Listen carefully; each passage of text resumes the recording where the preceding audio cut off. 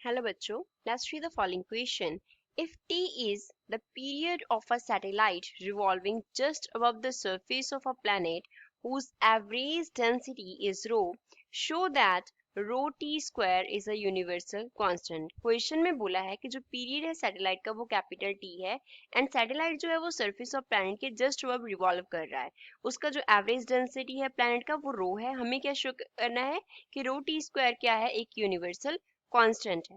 So first of all here we will talk about the key concept used in the question. इस question में क्या key concept use हो रहा है. तो पहले हम क्या कर लेते हैं, ऐसे एक planet कंसिडर कर लेते हैं. ये मान लो हमारे पास P जो है वो planet को रिप्रेजेंट कर रहा है.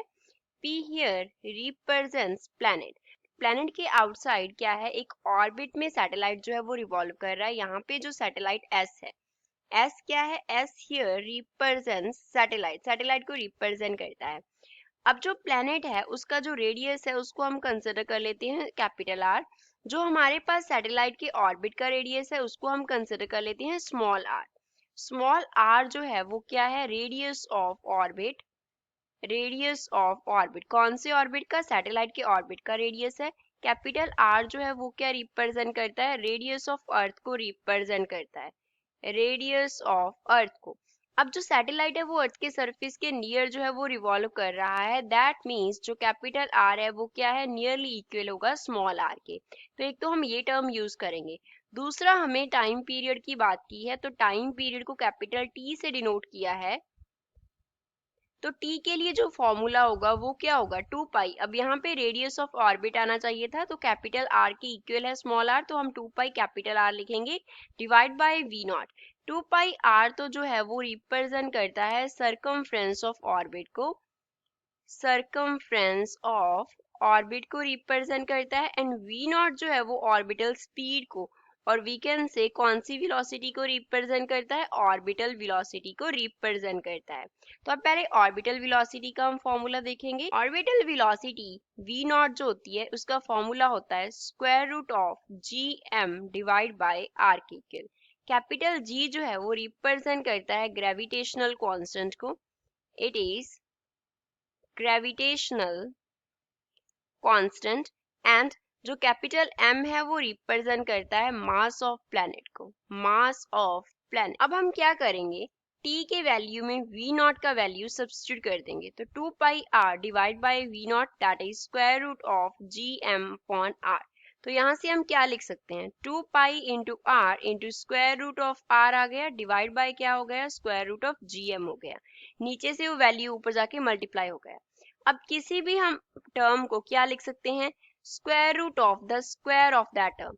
तो x का स्क्वायर करके स्क्वायर रूट करेंगे तो वो दोनों कैंसिल ही हो जाएंगे, तो क्या रह जाएगा x. दैट मीन्स अगर हम r को क्या लिख लें, 2 pi square root of R square into square root of r. तो r का स्क्वायर रूट तो जो है वो कैंसिल होके हमें क्या दे देगा, r ही दे देगा. तो यहाँ पे gm आ गया. तो फर्दर हमें क्या करना है, आर स्क्वायर एंड r को कंबाइन कर देना है. तो t किसके इक्वल आ गया, 2 पाई स्क्वायर रूट ऑफ, यहाँ पे आ गया आर क्यूब डिवाइड बाय हमारे पास क्या है, जी एम है.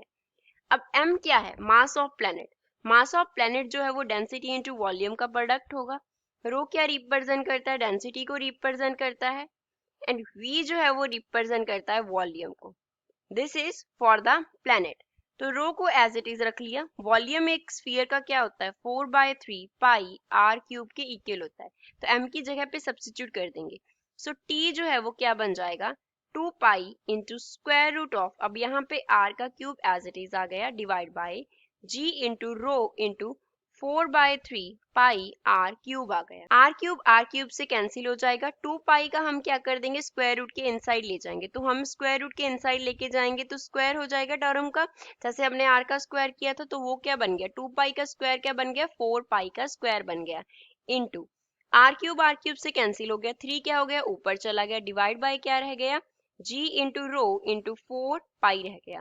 4 कैंसिल हो गया, ऊपर पाई कैंसिल हो जाएगा. तो t का वैल्यू कितना आ गया, 3 पाई अपॉन g इंटू रो के इक्वल आ गया.